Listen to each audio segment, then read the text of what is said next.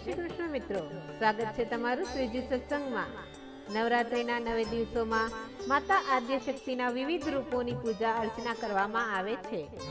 નવરાત્રિના 6થા દિવસે માતા કાત્યાયનીની આરાધના કરવામાં આવે છે।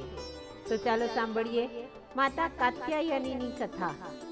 ચંદ્રહાસોજ્વલકરા સાદુર્લભરવાહના कात्यायनी शुभं दया देवी दानवघातिनी। माता दुर्गाना छठ्ठा स्वरूपનું નામ માતા કાત્યાયની છે। તેમનું નામ કાત્યાયની રહેવાની પાછળ પુરાણોમાં એક પ્રસિદ્ધ કથા રહેલી છે। કૃત નામના એક મહાન ઋષિ હતા।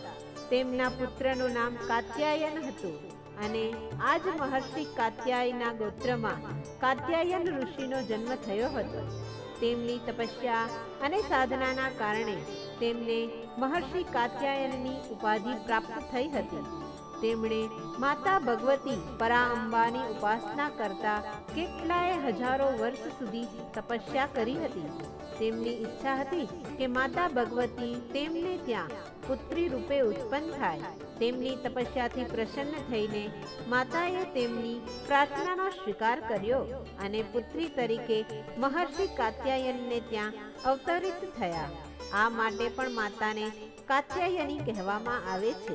થોડા સમય પછી પૃથ્વી પર મહાદાનવ મહિષાસુરનો અત્યાચાર ખૂબ જ વધવા લાગ્યો। ત્યારે પરમપિતા બ્રહ્માજી, પાલનહાર વિષ્ણુ અને મોક્ષદાતા શ્રી મહાદેવ પોતપોતાની શક્તિઓને એકત્રિત કરીને એક દેવીની ઉત્પત્તિ કરે છે અને આ જ દેવીએ મહિષાસુરનો વધ કર્યો। મહર્ષિ કાત્યાયને આ દેવીની સૌ પ્રથમ પૂજા કરી અને આરાધના કરી, એટલે તે દેવી કાત્યાયની કહેવાઈ। આ કાત્યાયની માતાની કથા પુરાણોમાં વર્ણવેલી છે।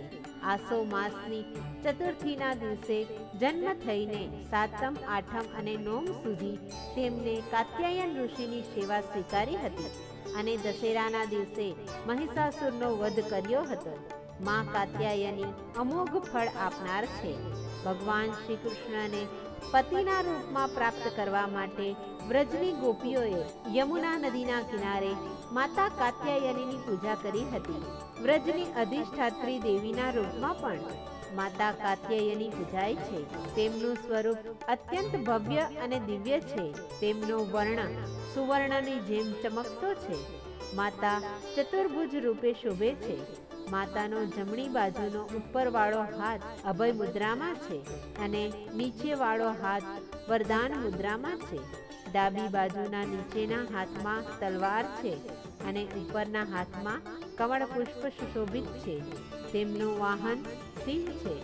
શ્રી દુર્ગા પૂજાના છઠ્ઠા દિવસે માતા કાત્યાયનીના સ્વરૂપની પૂજા કરવામાં આવે છે।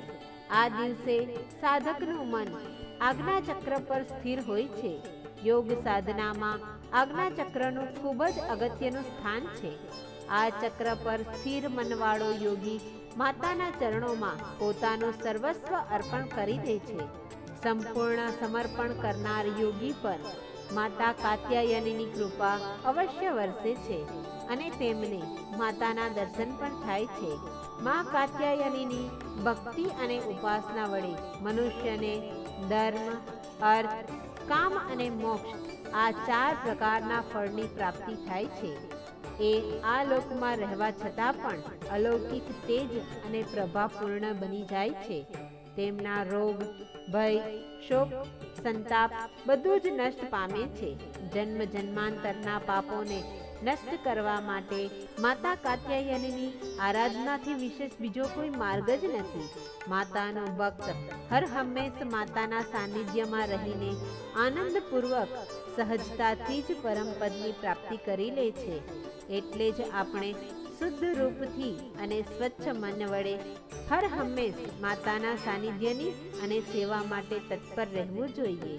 માં કાત્યાયનીની ઉપાસના આ મંત્ર દ્વારા પણ કરવામાં આવે છે। ઓમ સુખાનંદકરીં શાંતા સર્વદેવૈ નમસ્કૃતા सर्वभूतात्मिका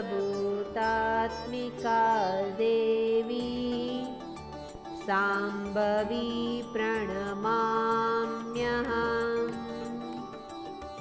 जय मां कात्यायनी, जय मां आद्यशक्ति। મિત્રો, મારી આ વાર્તાને લાઈક, શેર અને સબસ્ક્રાઈબ કરવાનું ચૂકશો નહીં। જય શ્રી કૃષ્ણ।